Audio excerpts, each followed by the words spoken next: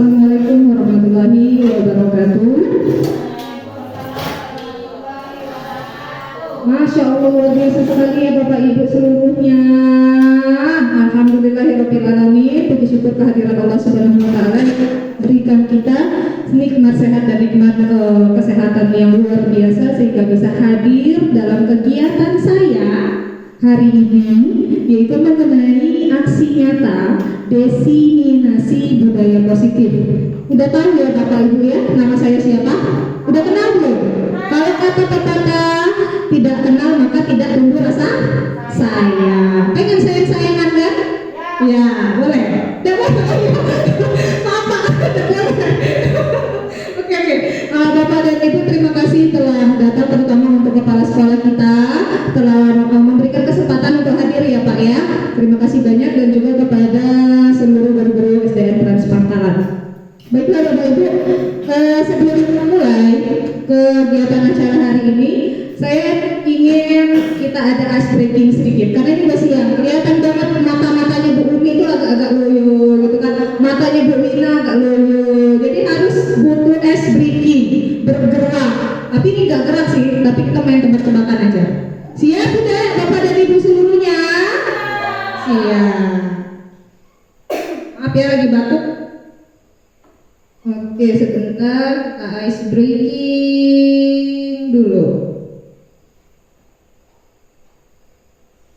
Oke, Bapak dan Ibu seluruhnya, kita akan bermain tebak gambar. Di depan sini akan ada beberapa gambar. Tugas Bapak dan Ibu adalah melihat dan menebak gambar apakah yang telah saya sediakan. Paham? Bisa? Bisa nggak? Bisa, cakep. Oke, yang pertama, rulesnya fokus, tidak boleh tidak fokus. Gambar apakah ini? Bapak Ibu, siapa? Coba maju Bu Lina, ya maju dulu Bu Lina. Coba Bu Lina, kita lihat, benar nggak ya ini gambar apa? Coba, boleh sini, boleh banget. Tepuk tangan dulu dong buat Bu Lina. Ini penguin. Benar gambar penguin. Coba ya. Benar nggak gambar penguin? Benar. Ya, salah. Gambar apa ini tadi? Gambar apa tadi ya? Panda Bu Lina. Tepuk tangan dulu buat Bu Lina. Selanjutnya, gambar kedua. Tidak mudah nih Pak. Gambar kedua ya Bapak Ibu ya. Kita lihat lagi, fokus. Tolong fokus. Fokus. Tuh. Siapa yang tahu gambar apa ini? Oke, ayo Bu Bosti maju ke depan. Teng tereng teng tereng. Gambar apa? Gajah. Gambar apa? Gajah. Gajah. Oke, benar ya gajah Ya, kita lihat dulu. 1, 2, 3. Kita lihat ya. Gambar apa kan aku?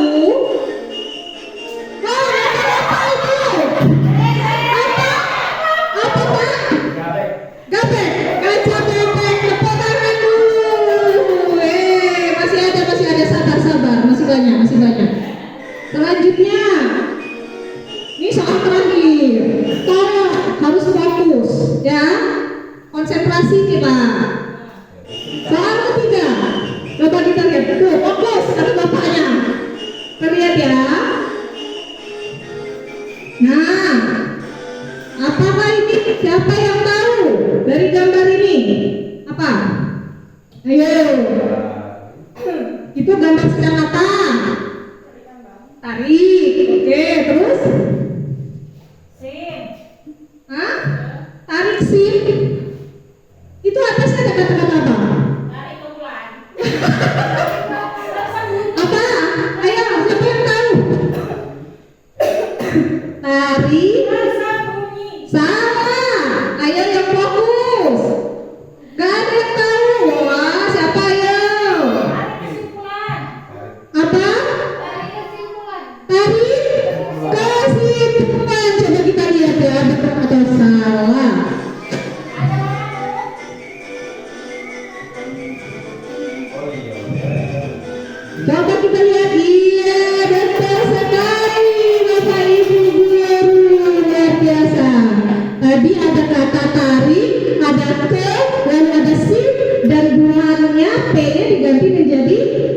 Jadi kesimpulan. Luar biasa ya, tepuk tangan dulu dong Bapak Ibu guru.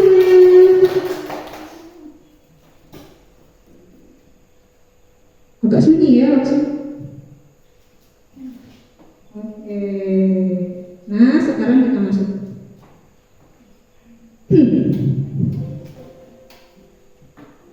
Enggak mau Pak?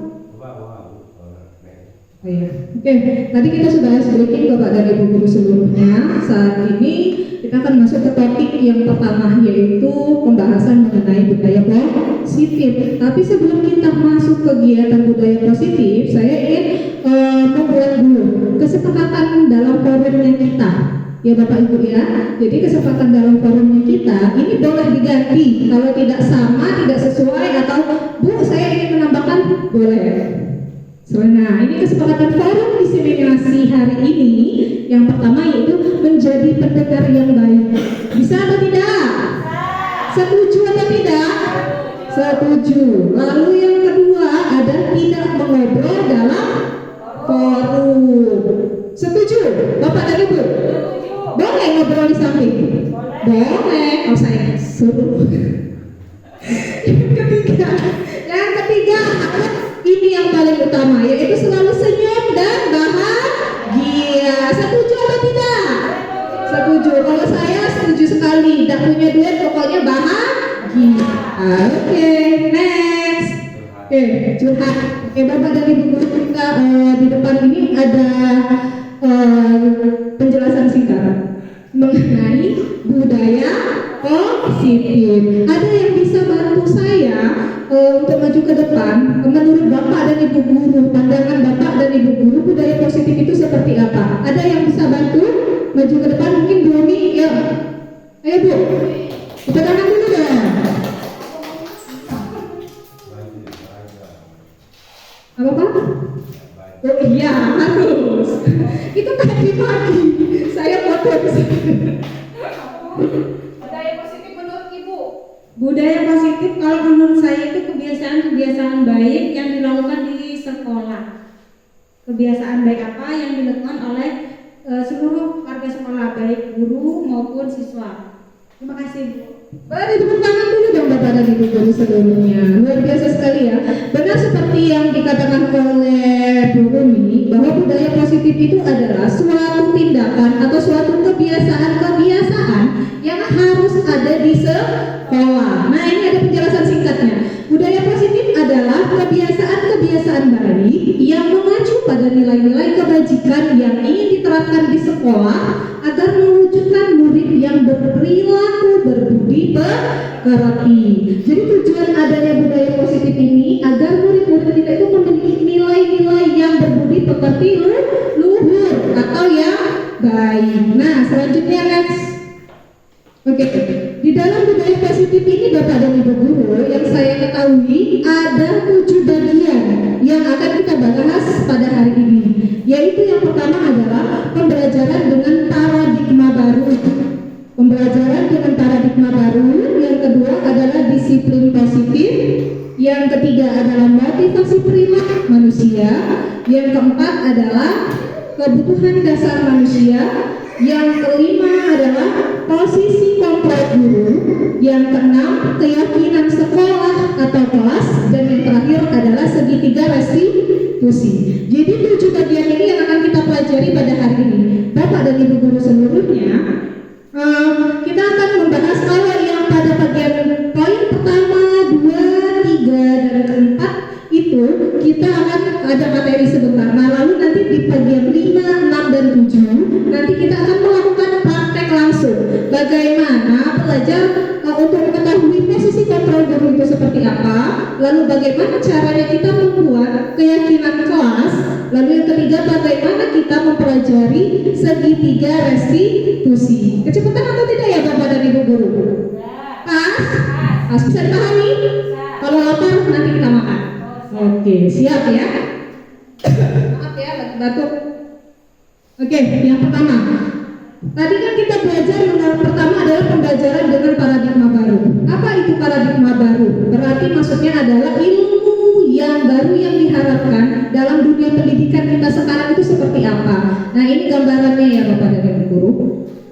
Oke, Oke, pembelajaran dengan paradigma baru adalah pembelajaran yang merupakan pembelajaran yang dirancang berdasarkan prinsip pembelajaran berdiferensiasi dan berpihak pada murid, sehingga diharapkan murid mampu berkembang sesuai dengan kebutuhannya dan tercapainya karakter profil pelajar Pancasila.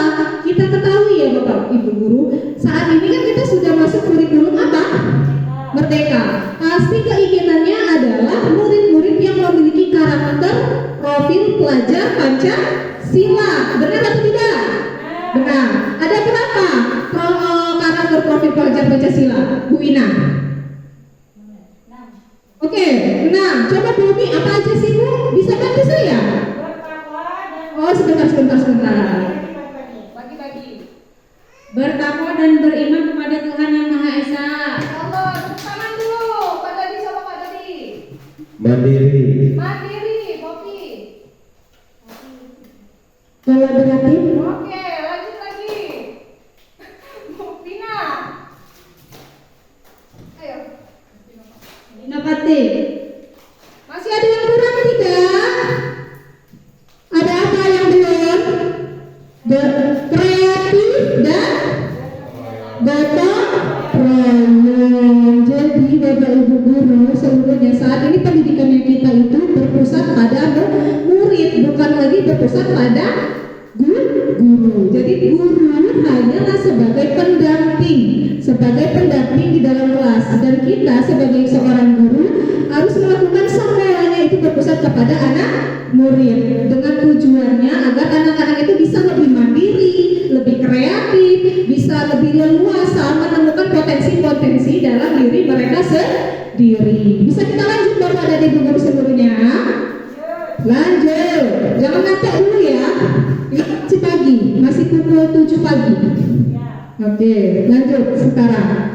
Nah, tadi kita ada 7 poin ketika belajar dalam budaya positif. Tadi kita sudah ketahui bahwa belajar budaya positif itu yaitu paradigma baru yang pertama. Lalu yang kedua, kita belajar mengenai disiplin positif. Di depan ini mungkin ada gambar. Ya tidak? Ya, ada berapa gambarnya? Ada 3. Di dalam setiap bagian gambar ini ada penjelasannya masing-masing Bapak dan Ibu Guru. Boleh saya bacakan ya? Disiplin positif, disiplin itu berasal dari kata disiplina, yang artinya belajar. Itulah dilakukan di sekolahan. Pasti tujuannya adalah belajar. Belajar seperti apa yang ingin kita lalui di sekolahan. Nah, ini yang harus kita pelajari. Disiplin positif, yang artinya belajar. Disiplin mengacu pada disiplin diri yang memiliki tanggung jawab terhadap apa yang dilakukannya. Kita berharap tentu saja kita memberikan pembelajaran kepada anak-anak, kita perlu juga berharap untuk anak-anak kita ini bisa mandiri, bisa bertanggung jawab. Bukan bertanggung jawab pada dirinya sendiri, tapi juga lingkungan. Ya tidak? Lingkungan yang kotor bertanggung jawabnya, misalnya kelas 6 kotor, tanggung jawabnya kelas berapa? Kelas 6. Ya enggak? Kita nggak bisa, karena setiap kelas sudah punya tanggung jawabnya masing-masing. Nah, itu juga yang diajarkan di dalam disiplin positif. Disiplin positif merupakan salah satu cara penerapan yang bertujuan untuk menumbuhkan kesadaran serta memberdayakan murid tanpa mengharapkan penghargaan. Jadi di dalam disiplin positif ini, Bapak dan Ibu Guru seluruhnya, kita itu menginginkan anak-anak yang mereka berani, mandiri, bertanggung jawab dan kreatif, tetapi tujuannya untuk memancing sendiri motivasi internal dari dalam mereka. Kenapa? Kalau itu sudah terjadi, kadang kan kita kalau dulu ya, kalau saya dulu itu dengan anak-anak supaya mereka semangat, saya akan beri penghargaan. Nah, ternyata pada saat ini ketika sudah belajar mengenai disiplin positif, penghargaan itu bisa menjadi salah satu bumerang bagi kita. Ya tidak Bapak Ibu Guru? Kenapa? Karena nanti anak-anak ketergantungan. Besok misal saya tidak masuk, tidak ada, loh berarti besok nggak ada Bu Rea, nanti nggak dapat penghargaan dong, nanti nggak ada bintang lagi dong saya. Ternyata itu menjadi anak-anak ketergantungan kepada gurunya, bukan memunculkan motivasi dari dalam diri mereka sendiri. Itulah tugasnya kita Bapak dan Ibu Guru ya.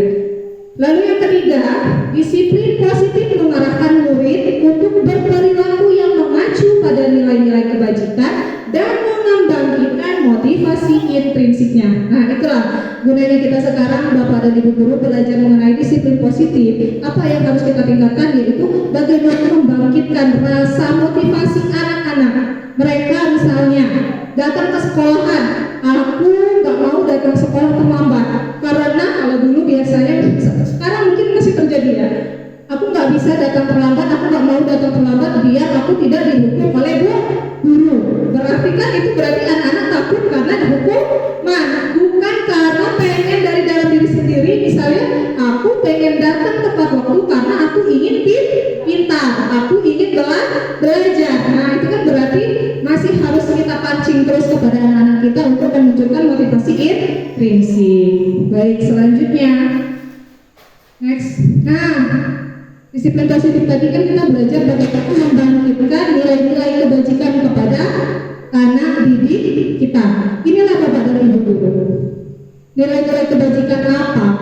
Pasti sudah sering kita dengar. Peduli, tanggung jawab, kreatif, inovatif, baik, sopan dan santun, kerjasama. Itu tuh sebenarnya sudah termasuk ke dalam nilai-nilai kebajikan. Ini adalah nilai-nilai kebajikan dari beberapa sumber. Nah, pasti kita seringnya dengar dari yang pertama ini aja kan, profil pelajar Pancasila. Karena yang sedang diganjal-ganjalkan itu yaitu tentang profil pelajar Pancasila. Padahal masih banyak sekali dari beberapa sumber mengenai nilai-nilai kebajikan. Coba saya minta Ibu Deda boleh maju ke depan untuk membacakan nilai kebajikan apa nih?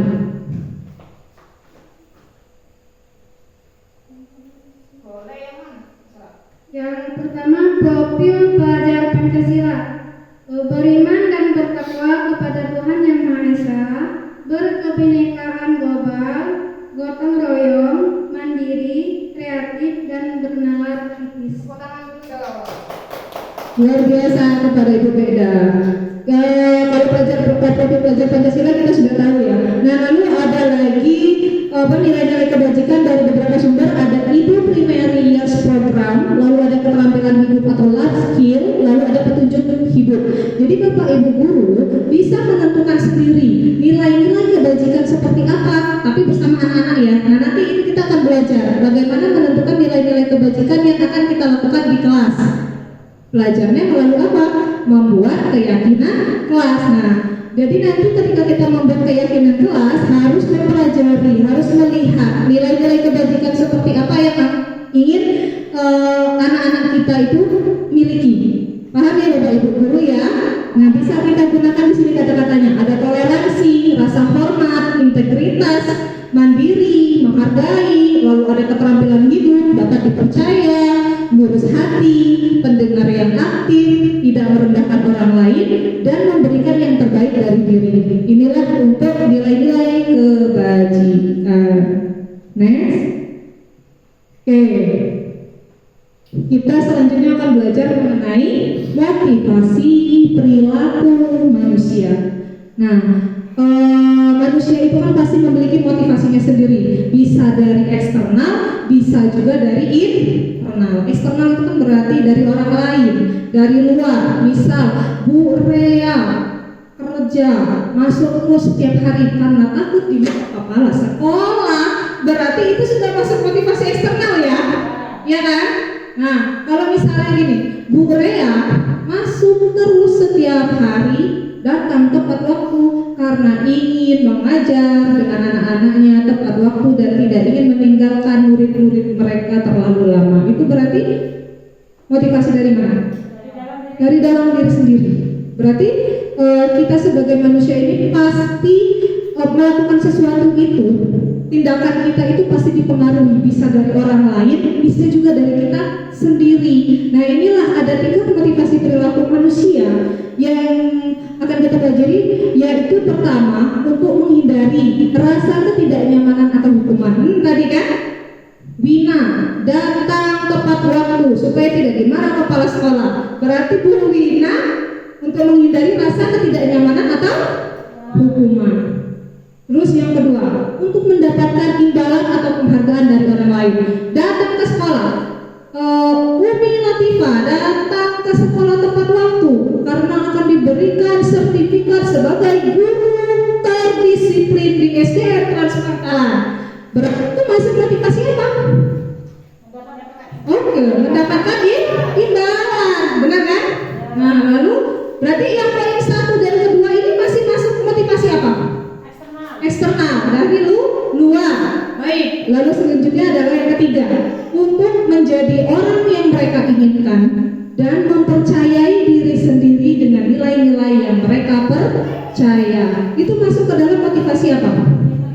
Internal, dari dalam diri sendiri. Ketika kita melakukan sesuatu, saya datang tepat waktu, atau saya sebagai murid datang tepat waktu supaya saya pintar, supaya saya bisa belajar dengan baik, maka itu sudah termasuk dalam motivasi internal, yaitu dia mempercayai diri sendiri bahwa saya tidak akan datang terlambat. Berarti dia percaya pada kemampuan dirinya sendiri. Selanjutnya, next. Nah, sama penjelasannya kayak tadi. Dari ketiga motivasi perilaku manusia tersebut, kita mengetahui bahwa poin 1 dan 2 merupakan motivasi yang menyangkut berdasarkan motivasi eksternal, sedangkan pada poin ketiga merupakan motivasi internal. Baik, Bapak dan Ibu Guru, saya mau tanya dulu, menurut Bapak dan Ibu Guru, manakah yang paling utama, yang paling penting saat ini? Apakah harus dari dorongan motivasi eksternal ataukah dari motivasi internal? Dari mana? Internal. Kenapa? Pak Dadi, dari internal, Pak. Karena mulai dari kesadaran dulu. Karena mulai kita dari kesadaran, baru bisa meraih dari perubahan seperti itu. Jadi dari internal dulu. Lagi tenang dulu ya Pak ya. Luar biasa. Tangan dulu dong, luar biasa ya. Memang betul Bapak dan Ibu Guru, segala sesuatu tindakan yang kita lakukan ketika didasari dari motivasi dalam diri kita sendiri, itu akan mendapatkan kepuasan tersendiri. Beda dari dorongan eksternal dari orang lain, ya. Oke, next. Tuh, padahal saya yang pegang sendiri ya. Next ngapain? Ya, itu internal ya. Oke. Baik, Bapak dan Ibu Guru. Nah, kita udah masuk ke bagian kebutuhan dasar manusia. Nah, ini setiap manusia, bukan hanya orang dewasa ya, anak kecil, mau usia berapapun, anak-anak murid kita dari kelas 1 sampai kelas 6 itu memiliki kebutuhan dasarnya sendiri-sendiri, ya, yang harus terpenuhi, gitu loh Bapak dan Ibu Guru. Kita itu harus memiliki kebutuhan dasar yang harus terpenuhi. Ada berapakah kebutuhan dasar yang harus kita penuhi di dalam diri kita? Nah, nanti kita belajar. Kita baca ini dulu ya. Kebutuhan dasar manusia itu apa sih? Yaitu segala sesuatu yang kita lakukan untuk mendapatkan apa yang kita inginkan. Seluruh tindakan yang kita lakukan memiliki tujuan tertentu, dan semua usaha terbaik yang kita lakukan adalah dalam rangka agar seluruh kebutuhan dasar kita ini terpenuhi dengan baik. Nah, itu namanya kebutuhan dasar manusia. Selanjutnya, Bapak dan Ibu Guru, kita bisa lihat di depan ada 5 kebutuhan dasar manusia. Jadi, ketika kita melihat suatu kasus di sekolahan kita, misal ada seorang anak, dia datang terlambat, lalu di sekolahan dia mengganggu temannya, mencontek, mengambil makanan. Nah, ya Allah, mati lampu. Oke, Bapak dan Ibu Guru, kita lanjut lagi ya. Setelah ada beberapa proses mati listrik, tapi tidak menyurutkan rasa semangat kita untuk terus berbagi praktik baik pada hari ini. Siap Bapak dan Ibu Guru? Semangat! Semangat, tunjukkan semangatnya, semangat! Oke, tepuk tangan dulu dong. Lanjut lagi, tadi kita pembahasannya mengenai 5 kebutuhan dasar pada manusia. Oke, saya tulis aja ya. 5 kebutuhan dasar manusia.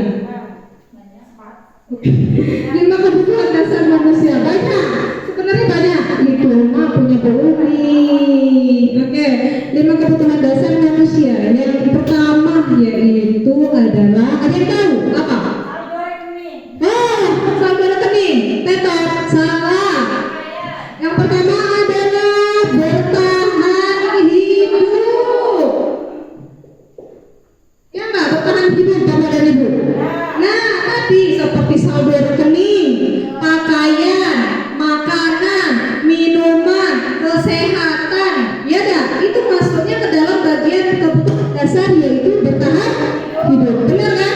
Kita nggak bisa munafik kalau kita bilang kita nggak butuh uang. Iya enggak? Ya, segala sesuatunya harus ada uang. Tapi jangan jadikan uang sebagai apa? Sebagai raja dalam kehidupan kita. Oke, tadi udah tahu ya, bertahan hidup kebutuhannya tadi sandang pangan ya. Gak apa-apa, meskipun kita tidak punya LCD tidak menyurutkan semangat kita. Sehatan, ya enggak? Sehat dan lain. Lalu yang kedua, ada lagi apa yang kita harapkan sebagai seorang manusia? Kebutuhan dasar seperti apa yang ingin kita miliki? Apa? Ini pasti ibu-ibu, wah pasti yang sudah punya pasangan butuh apa? Punya mama. Kenyamanan bukan. Ada lagi ya, apa? Butuh apa? Paling utama cinta dan kasih sayang. Benar tidak? Apa yang kita harapkan dari suami kita, dari istri kita, dari pasangan kita, dari orang tua kita, dari anak kita, kalau bukan kasih sayang? Ya, betul? Betul. Siapa di dunia ini yang tidak butuh cinta dan kasih sayang Bapak Ibu? Ada? Tidak ada. Kasih sayang. Kasih sayang dan rasa diterima. Luar biasa ya.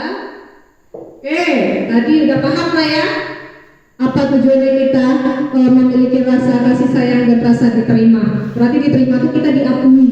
Misal ibu beda dengan Pak A, ingin diterima rasa cintanya, rasa kasih sayangnya. Apa Pak? Pak A. Nggak tahu Pak A nya siapa. Oh, masih ada lah ya. Berarti rasa ingin diakui. Itu juga ketika dengan anak-anak kita loh. Anak-anak kita di sekolah, mereka pengen mendapatkan apa? Kasih sayang dari siapa? Dari gurunya. Juga pengen mendapatkan rasa diterima oleh siapa?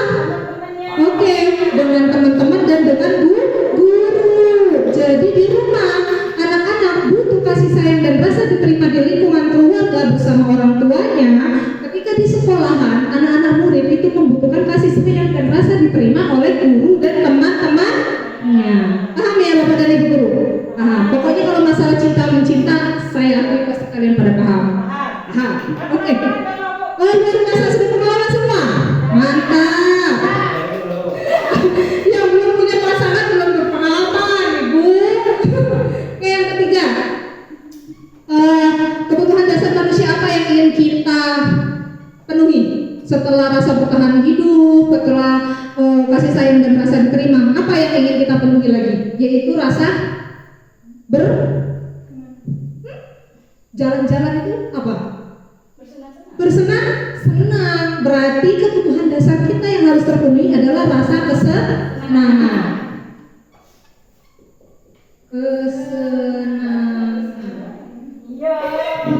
Loh, benar.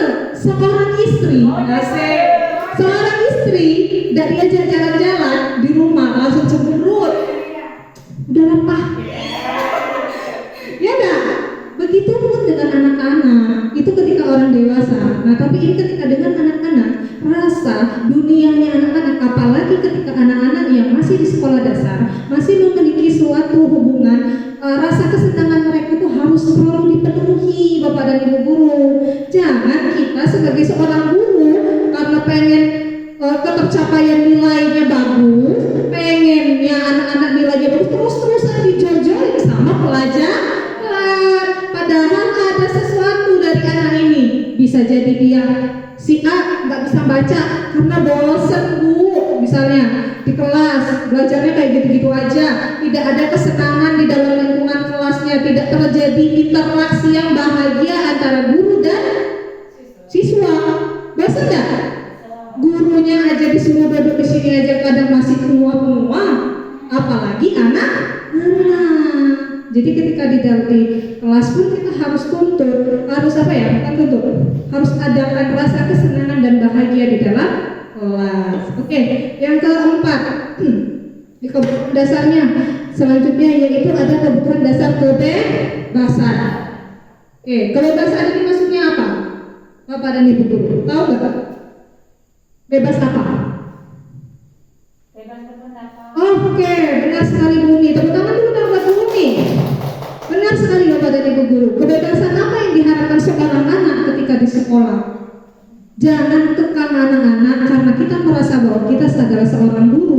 Kamu murid, saya guru. Kamu gak berhak mengeluarkan pendapat seperti itu. Jangan, ya dah. Ya kan? Jadi berikan anak-anak kesempatan untuk mengeluarkan pendapatnya, memberikan kebebasan kepada anak-anak. Bu, hari ini perasaan saya seperti ini. Ibu, hari ini yang ingin saya lakukan sama ibu. Ya kan? Dan guru harus bimbing. Oh, nah, boleh. Yuk kita kerjakan yang seperti ini, yang seperti pendapatnya kamu. Boleh ya, Bapak dan Ibu guru. Lalu yang kelima. Apakah yang kelima? Yaitu kebutuhan dasar yang terakhir adalah kebutuhan dasar penguasaan. Apa itu penguasaan Bapak dan Ibu guru? Apa penguasaan? Butuh menguasai, oke. Butuh diapakan? Diapakan. Butuh apa? Rasa memiliki. Oh, memiliki, menguasai, oke. Menguasai, memiliki. Nah, benar sebenarnya. Ketika di sekolahan itu anak-anak pasti butuh mereka untuk dianggap ada kekuasaannya, ya enggak? Aku bisa bu. Nah itu berarti dia sudah merasa percaya diri pada penguasaan dirinya, ya kan? Aku berani bu, aku bisa bu, aku ingin dianggap sama ibu guru bahwa aku bisa. Berarti dia sedang dalam penguasaan untuk diakui dan didengar oleh siapa? Oleh gurunya. Ya tidak, Bapak dan Ibu guru. Iya, tepuk tangan dulu dong. Coba matanya agak dibuka sedikit. Mana matanya? Mana matanya? Oke, itu matamu. Oke. Bapak dan Ibu guru, inilah 5 kebutuhan dasar yang harus kita penuhi pada anak-anak kita di sekolahan. Ketika di rumah, anak-anak ini tidak mendapatkan kebutuhan dasar terpenuhi kelima-limanya. Misalnya kurang kasih sayang di rumah, dia akan caper, cari perhatiannya di mana? Di sekolah, gangguin temennya supaya apa? Supaya ibu gurunya memperhatikan. Berarti anak itu kurang rasa kebutuhan dasarnya bagian yang kasih sayang dan rasa diterima. Nah jadi ketika anak-anak kita melakukan suatu kesalahan, Bapak dan Ibu, lihat dulu kebutuhan dasarnya mereka seperti apa yang tidak terpenuhi. Ya tidak Pak? Ya kan? Benar kan Bapak Ibu? Bisa, Bu, udah bawa pena. Itu berarti kebutuhan dasar apa yang tidak terpenuhi? Bertahan hidup. Ya kan? Siapa yang menyiapkan dia sedang pangan dan segala macam buku tulis, pensil? Siapa? Orang tua. Orang tua, berarti kan dia kurang mendapatkan itu di rumah, ya tidak? Oke, betul ya. Nah, selanjutnya kita akan belajar mengenai 5 posisi kontrol guru. Tidak apa-apa ya Pak ya, kata ini ya. Oke, ini saya hapus ya Bapak Ibu guru ya. Luar biasa. Meskipun tidak ada listrik, tidak menjadi pantangan bagi kita untuk terus belajar. Tepuk tangan dulu dong kepada Ibu guru. Asik.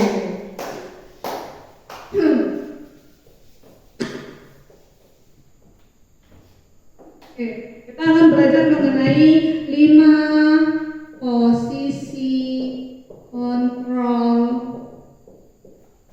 guru. Oke. 1, 2, 3, 4, dan 5. Bapak dan Ibu guru seluruhnya, ada kan yang tahu posisi kontrol guru itu ada 5. Ada apa aja? Siapa yang tahu? Bisa bantu saya? Boleh angkat tangannya. Apa berbeda? Manajer. Apa? Sebagai manajer. Posisi sebagai manajer. Luar biasa, sudah tahu posisi sebagai manajer. Luar biasa. Pak Dodi, apa Pak? Penghukum. Luar biasa. Belum saya tulis sudah tahu. luar biasa. Ada ibu? Motivator. Motivator, oke. Ibu Wina Apa? Penyemangat. Mantap. Pemantau. Pemantau luar biasa sekali Bapak dan Ibu guru. Oh, ini kurang huruf I ya. Biasa nak I-nya ketinggalan. 5 posisi kontrol guru. Yang pertama adalah sebagai penghukum. Pernahkah Bapak dan Ibu guru memposisikan diri Ibu dan Bapak dalam posisi sebagai seorang penghukum? Jawab jujur. Pernah atau tidak? Pernah. Sering atau tidak? Tidak. Sering kalau saya. Iya, saya akui itu. Kenapa tanpa kita sadari? Anak-anak, kalau tidak bersih kelasnya, itu berarti sudah sebagai apa? Penghukum. Tanpa kita sadari, iya kan? Iya, sebagai penghukum. Kalau besok kamu tidak mengerjakan tugas ini, nilai kamu Ibu gak kasih loh. Udah sebagai apa? Penghukum. Benar, baik atau tidak sebagai posisi kontrol sebagai seorang penghukum? Kurang baik Bapak dan Ibu guru. Makanya kita belajar hari ini bagaimana menjadi seorang guru yang memiliki posisi kontrol yang menyenangkan. Yang kedua,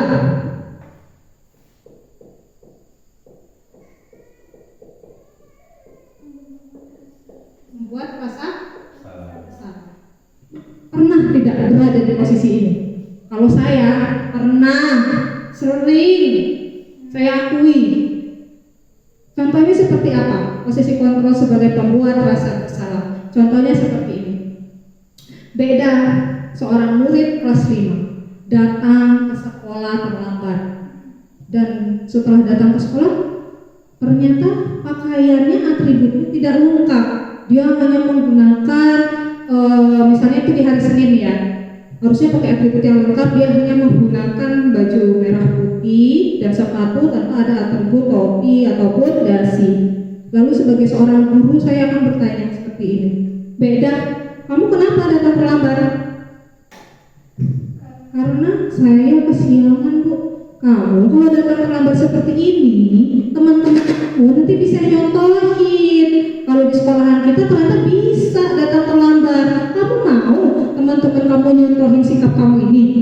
Itu termasuk membuat rasa bersalah kan? Ya tidak Bapak dan Ibu? Ya kan? Sering loh seperti itu. Atau misalnya lagi, lihat tuh si Yuki bisa, masa kamu nggak bisa? Ya kan? Itu tanpa kita sadari posisi itu sering loh kita lakukan di kelas. Bukan hanya di kelas kita, tapi ternyata untuk seluruh kelasnya kita kan, kepada anak-anak murid kita pernah kita melakukan hal tersebut. Oke, yang ketiga, posisi kontrol sebagai seorang teman. Ya tidak, tahu tidak posisi kontrol sebagai seorang teman? Beda datang terlambat. Saya tanya, halo datang terlambat ya hari ini. Nah, itu sudah sebagai seorang teman ya? Ya tidak. Berarti anak itu menganggap kita ibu itu teman, udahlah datang telat gak apa-apa, paling gak dimarahin. Ya tidak? Ya kan Pak ya? Oh benar, kata Pak Dodi benar tuh kayak gitu. Oke, yang keempat, sebagai seorang pemantau. Nah, pemantau ini guru memantau tindakan apa yang dilakukan anak-anak kita, tapi dia masih bisa memberikan seperti bisa masuk sebagai seorang teman, membuat rasa bersalah juga, ya kan?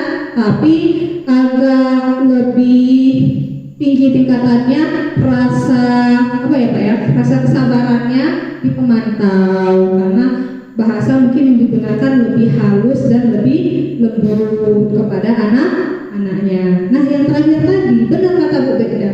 Posisi kontrol sebagai apa? Yang terakhir adalah posisi kontrol sebagai manajer.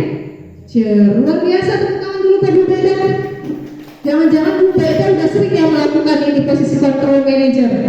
Ya, luar biasa. Tepuk tangan lagi dong dari Bu Guru. Luar biasa.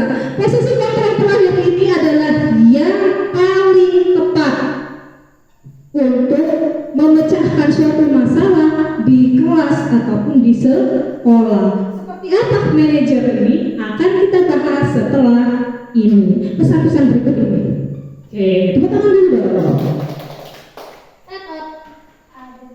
Oke, udah dikasih contoh tadi. Nah, sekarang Bapak dan Ibu guru kita akan belajar bagaimana membuat keyakinan kelas. Oke, Bapak dan Ibu guru kita akan belajar mengenai keyakinan kelas.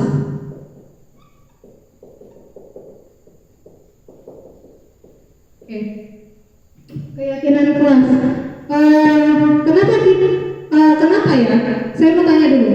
Kenapa bukan peraturan kelas, tapi harus keyakinan kelas? Coba, siapa yang berani? Bu, ini mungkin bukan maju ke depan, Bu, bantu saya. Kenapa harus keyakinan kelas, bukan peraturan kelas? Ayo, mikir. Tereng teng. Kenapa keyakinan kelas dan bukan peraturan kelas? Karena kalau keyakinan itu sudah diyakini oleh siswa dan dibuat secara bersama-sama oleh guru dan siswa. Kalau peraturan itu terkesan kayak peraturan yang dibuat oleh guru. Tapi kalau keyakinan sudah pasti murid dan guru terlibat sehingga kita semua bisa menyadari, jadi sebagai motivasi intervensi. Iya. Terima kasih Bu. Penjelasannya dari Bu Umi. Benar seperti kata Bu Umi. Apa perbedaannya antara keyakinan kelas dan peraturan kelas? Kalau peraturan kelas itu Bapak dan Ibu guru dibuatnya oleh gurunya sendiri tanpa melibatkan siswa. Pokoknya ya nak, inilah peraturan kita di kelas. Kamu mau tidak setuju, pokoknya ini yang Ibu bikin. Nah, itu peraturan kelas. Seperti yang sudah dulu sering kan kita bikin kayak gitu ya, tanpa melibatkan anak-anak. Nah, beda dengan keyakinan kelas. Kalau keyakinan kelas itu kesepakatan. Jadi kesepakatan bersama melalui dialog kita bikin. Nah, kamu pengennya kelasnya kita seperti apa? Baru nanti kita tulis. Buat keyakinan kelas ini Bapak dan Ibu guru harus melibatkan guru dan murid, juga menggunakan bahasa yang baik. Tidak boleh menggunakan kata jangan, tidak boleh menggunakan kata tidak. Misalnya, tidak datang terlambat, itu berarti merupakan kalimat negatif, tapi harus kita ubah keyakinan kelasnya, yaitu dengan menggunakan kalimat positif. Nah, baiklah Bapak dan Ibu guru, saya akan membagikan sticky note. Boleh sekali, tepuk tangan lagi buat Vina. Warna apa dulu ya? Pink dulu kali ya?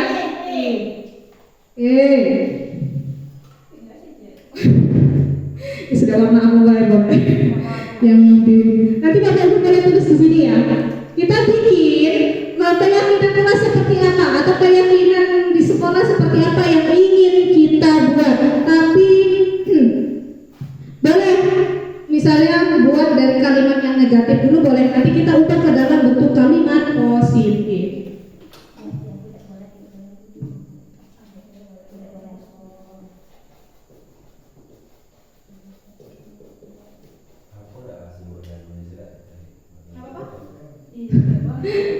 Gak apa-apa Pak, biar lama.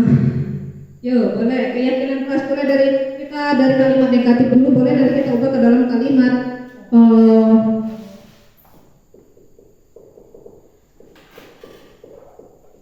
negatif. Satu aja apa dua Bu? Oh, satu dulu Bu, nggak apa-apa.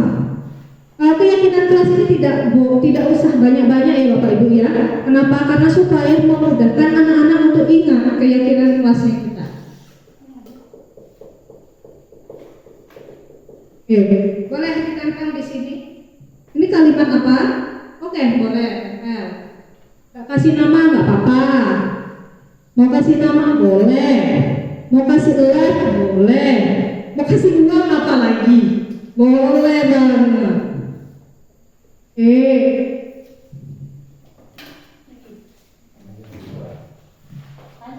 Lanjut langsung kita. Oh, nanti dulu saya baca dulu ini ya, kalimat negatifnya apa saja. Boleh langsung dibagikan aja sticky note. Oke Bapak dan Ibu guru, ini ada beberapa keyakinan kelas yang dibuat. Dimulai dari kalimat negatifnya dulu. Saya bacakan ya. Yang pertama yaitu tidak boleh makan di kelas. Tidak boleh ribut di kelas. Jangan mengganggu teman saat belajar. Jangan makan dalam kelas ketika dalam proses belajar. Semuanya menggunakan kata jangan dan tidak. Itu sudah termasuk dalam kalimat yang negatif. Tepuk tangan dulu dong. Luar biasa. Pintar sekali ya guru terang pembalang. Ya udah, tidak usah dijelasin lagi. Ya, ini benar ya. Ini udah masuk ke dalam kalimat negatif. Nah sekarang kita ubah 4 ini tadi ke dalam kalimat yang positif. Boleh disedikit nota. Misalnya tidak boleh makan di kelas. Berarti kalimat positifnya seperti apa?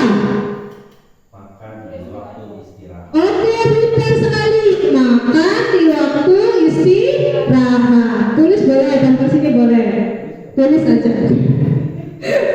Oke, boleh. Makan di waktu istirahat. Luar biasa. Tepuk tangan dulu Bapak Dodi. Tahan, luar biasa. Yang kedua, tidak boleh ribut di kelas. Maka kalimat positifnya apa? Bapak dan Ibu guru, tidak boleh ribut. Sudah tahu? Tetap tenang. Bisa tidak? Bisa. Harap tenang. Berarti kita ubah ke dalam apa? Tetap kondusif. Berarti apa? Tetap tenang. Boleh? Tetap tenang dan kondusif di kelas. Lalu yang ketiga, jangan mengganggu teman saat belajar.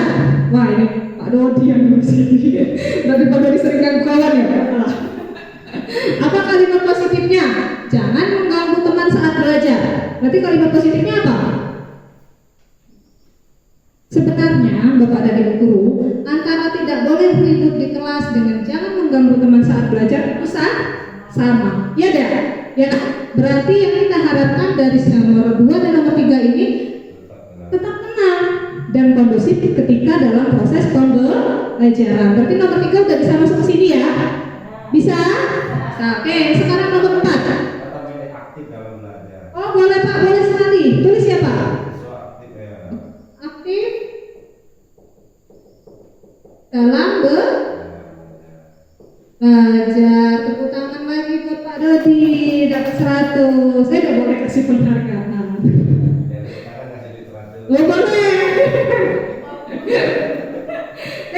Yang keempat, jangan makan dalam kelas ketika sedang dalam proses belajar. Sama ya, poin nomor keempat dengan makan di waktu istirahat. Ini bisa kita buat sebagai keyakinan kelas, tapi ini masih dalam bentuk kalimat positif. Maka yang saat ini ketika kita sudah membuat keyakinan kelas itu, pertama kan kalimat negatifnya, tapi kalimat positif kita ubah lagi menjadi nilai-nilai kebajikan apa yang ingin anak-anak kita dapatkan di kelas. Tadi masih ingat ya nilai-nilai kebajikan? Rasa peduli, tenang, kreatif, aktif, kondusif, sopan santun, menghargai. Nah itu namanya nilai-nilai kebajikan. Kita bikin ya di sini ya.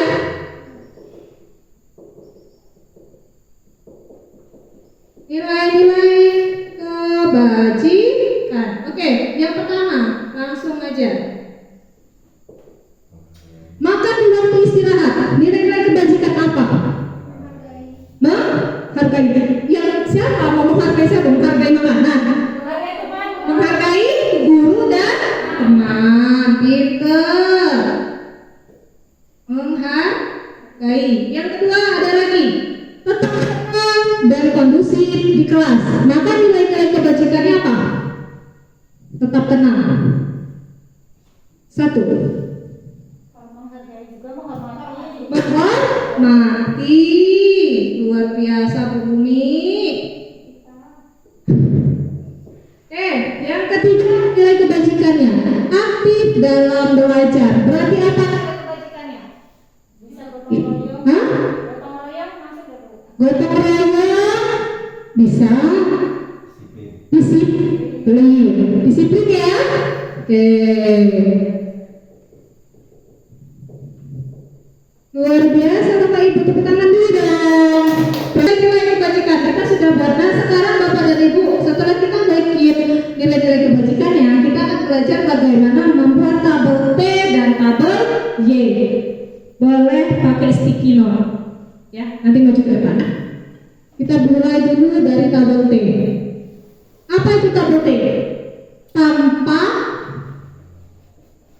Tampak seperti dan tidak Oke. Apa maksudnya tampak seperti dan tidak tampak seperti? Mungkin bisa dari Pak Dodi. Boleh ya? Coba Pak.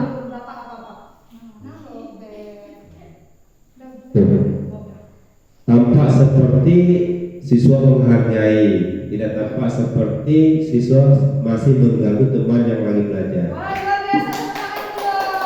Betul ya Bapak dan Ibu guru? Tampak seperti apa tadi? Apa tadi Pak? Menghargai. Menghargai? Menghargai apa Pak? Teman. Teman. Berarti kalau tidak tampak berarti tidak menghargai teman ya Pak? Mengganggu. Masih mengganggu.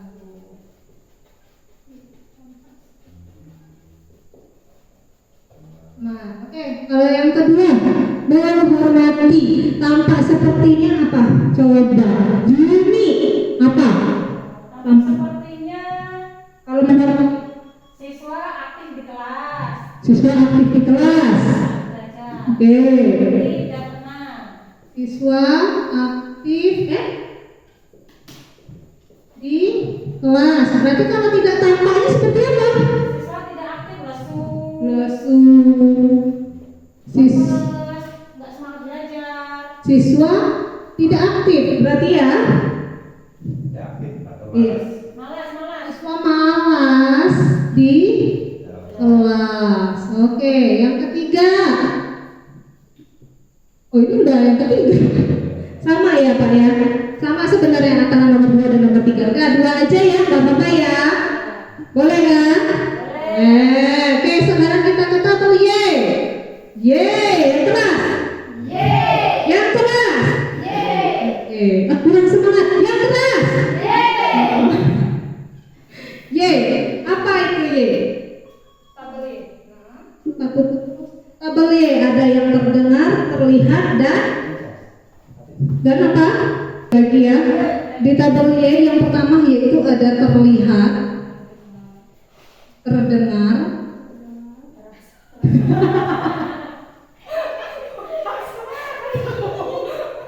terlihat, terdengar dan terasa. Berperilaku Ibu. Terlihat menghargai seperti apa, terdengar seperti apa, lalu berperilakunya seperti apa. Boleh ditulis di sticky note. Saya harap Bapak dan Ibu kan bagian ini. Boleh. Gantian.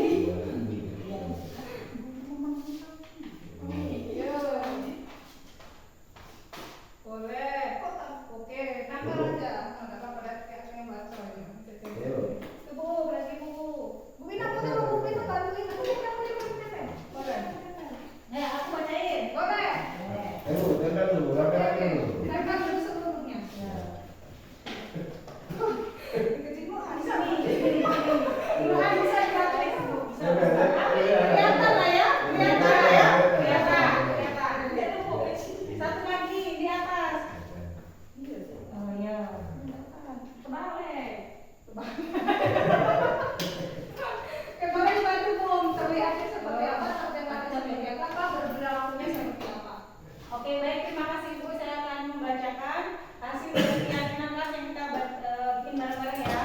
Terlihatnya di poin pertama yaitu maka di waktu istirahat maka akan terlihat siswa secara bersama-sama terlihat makanya hanya ketika istirahat. Jam istirahat. Saling menghargai bersama teman-teman. Biasa. Biasa. Terus terdengarnya tidak terdengar lagi suara berisik di kelas, tidak ada lagi terdengar suara makan-makan di kelas. Atau ngajak makan di Ya, kamar. jadi hanya terdengar suara anak-anak, yuk kita ke kantin bareng-bareng. Luar biasa. Luar Jadi biasa. terlihatnya pun indah, terdengarnya juga indah. Kemudian berperilakunya siswa secara bergotong royong, saling menghargai, menghormati, disiplin juga ada. Karena siswa berperilaku disiplin. Penuh Terus semangat. semangat. Siswa juga berperilaku saling menghargai dan menghormati temannya. Terima kasih luar biasa Ibu. Luar biasa sekali guru-guru Trans Pangkalan ya. Salut saya. Padahal saya hanya memberikan penjelasan yang singkat dan padat, tapi Bu Umi bisa menjelaskan dengan secara terperinci. Luar biasa. Jauh. Hanya baca, Bu, cuma baca. Baca luar biasa, tapi itu saya salut sekali Bu. Luar biasa ya. Nah, Bapak dan Ibu guru, kita sudah belajar mengenai membuat keyakinan kelas di kelasnya kita. Ini misalnya kita latihan membuat keyakinan kelas di kelas ya.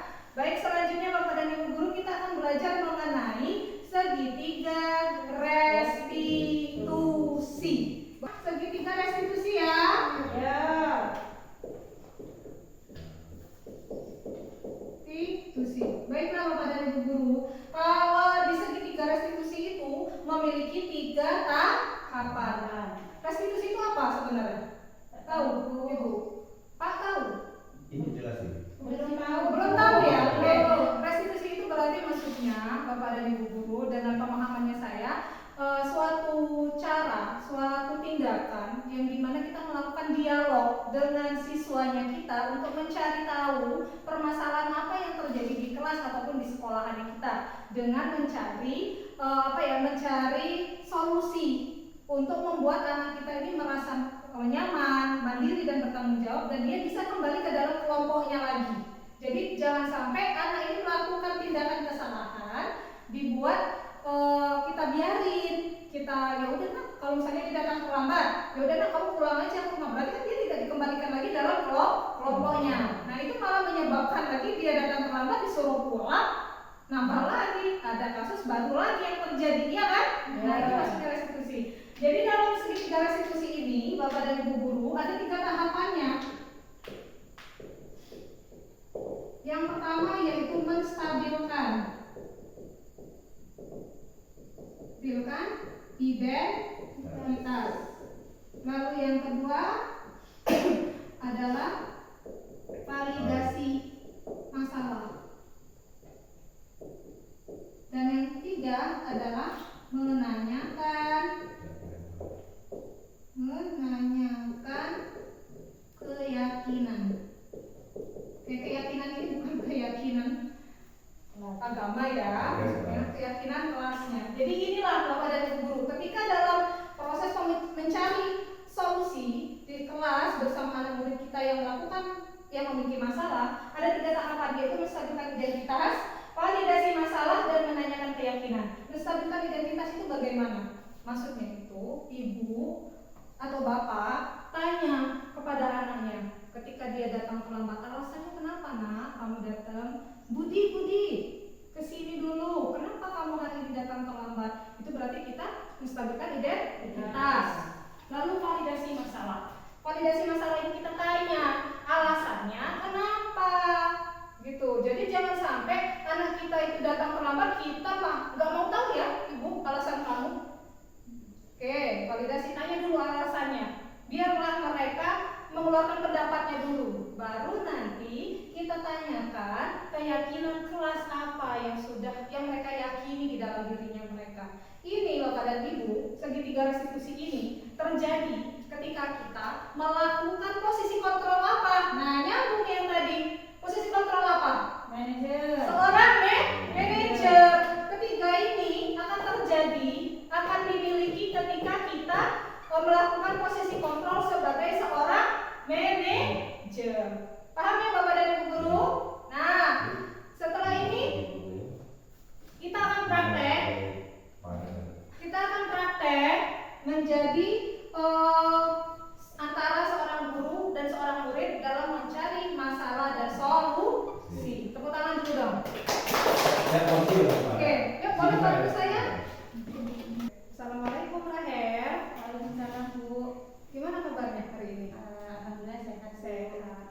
Rahel, ibu dengar nih di kelas katanya kamu sering gangguin teman ya? Iya Bu, dikit. Dikit, iya. Sebenarnya sih nggak apa-apa sih kalau kita melakukan sebuah kesalahan, tapi jangan sampai terus berulang-ulang dilakukan kesalahannya. Nah, boleh nggak ibu tahu alasannya kenapa sih Rahel melakukan tindakan seperti itu di kelas? Itu Bu, tadi aku cuma pengen lihat tulisan si Yogi tapi nggak boleh. Terus akhirnya si Yogi nggak boleh, terus aku tendang gigit, terus dia balas, terus aku cubit. Masya Allah, luar biasa ya ternyata Rahel di dalam kelas. Oke Rahel, berarti kamu melakukan tindakan seperti itu karena kamu pengen lihat buku teman kamu. Iya Bu. Nah, Rahel tahu nggak tindakan seperti itu salah atau tidak? Salah sih Bu. Salah. Nah, Rahel masih ingat tidak sih keyakinan kelas seperti apa sih yang Rahel yakini? Oh iya Bu, ada yang kemarin kita buat itu ya Bu. Iya, ada berapa coba di kelas kita keyakinannya? Oh, ada 6 Bu. Oh, ada 6. Nah, yang Rahel rasa bahwa Rahel melanggar itu yang mana? Yang nomor 2 Bu. Yang apa tuh? Yang suruh aktif belajar di kelas. Aktif Nggak belajar. boleh ribut. Oke, nggak boleh ribut, tapi disuruhnya aktif di dalam kelas. Nah, berarti Rahel sudah mengetahui dong bahwa Rahel melakukan kesalahan, Iya Bu. tidak meyakini keyakinan kelasnya, Iya. ya kan? Nah, berarti besok-besok solusinya gimana dong dari Rahel inginnya? Berarti besok-besok kalau lagi belajar menurut perintah ibu guru. Kalau suruh belajar ya belajar, nggak boleh ganggu temannya. Oh iya, betul Nggak sekali. boleh main ya Bu. Boleh main, tapi tidak dalam waktu belajar dan jangan sampai mengganggu temannya, ya. Ya, paham Bu. Terima kasih. Dadah, salam dulu. Assalamualaikum, saya Rahel kelas 6. Saya ucapkan terima kasih banyak Ibu Rea yang sudah membantu saya dalam mengatasi permasalahan saya. Saya minta maaf kepada Ibu Rea dan juga teman-teman, dan saya berjanji tidak akan mengulangi kesalahan saya lagi. Saya akan mentaati keyakinan kelas yang telah kita buat bersama-sama. Terima kasih. Wassalamualaikum. Kemudian Bapak dan Ibu Guru, terima kasih ya telah memberikan waktunya untuk kegiatan saya hari ini. Saya ucapkan terima kasih yang banyak. Kalau ingin ada yang ditanyakan akan saya berikan jawaban karena saya memberikan kepastian bukan hal-hal yang menyakitkan.